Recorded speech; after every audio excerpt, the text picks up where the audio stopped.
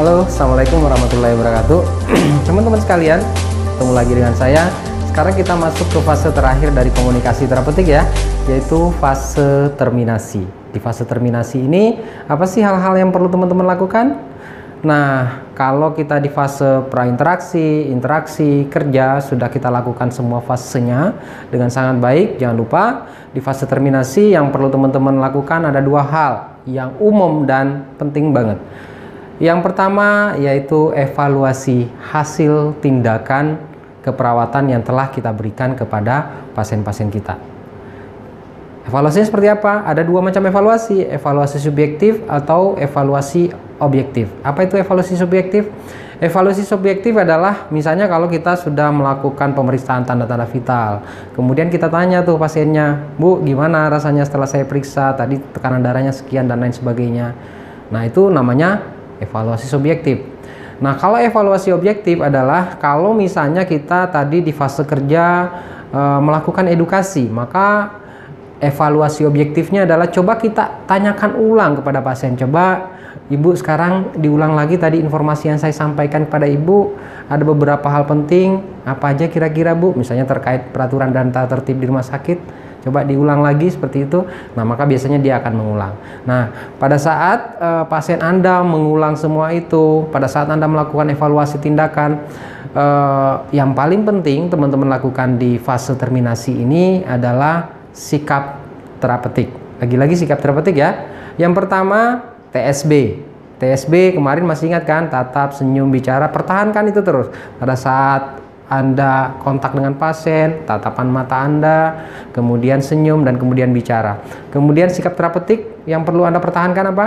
Ada 3 hal kemarin. Yang pertama adalah pertahankan kontak mata, ya, sambil mendengarkan pasien Anda, pertahankan kontak mata Anda, jangan kemana-mana.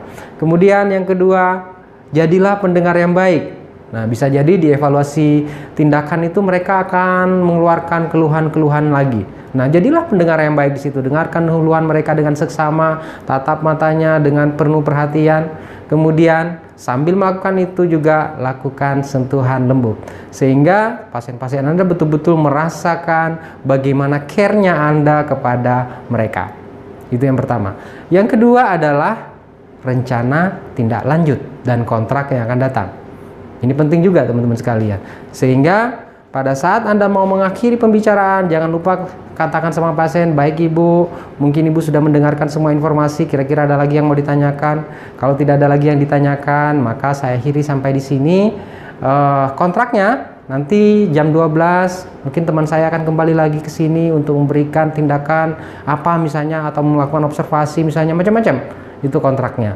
Begitu juga dengan rencana tindak lanjut terkait dengan program apa sih yang akan dilakukan terhadap Ibu tersebut. Nah, teman-teman sekalian, 4 minggu telah kita belajar komunikasi terapeutik dari fase prainteraksi, interaksi, kerja, dan hari ini terminasi.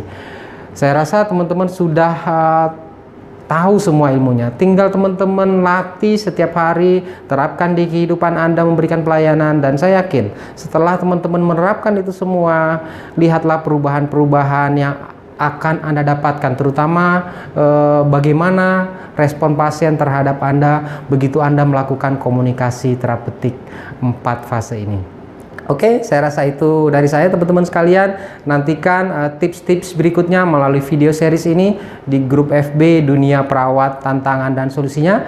Jangan lupa jika dirasa ini bermanfaat, di-share ke teman-temannya, undang juga teman-temannya bergabung di grup ini, dan semoga semakin banyak orang yang mendapatkan manfaat dari video maupun artikel-artikel yang share di grup ini. Oke, saya akhiri, salam excellent.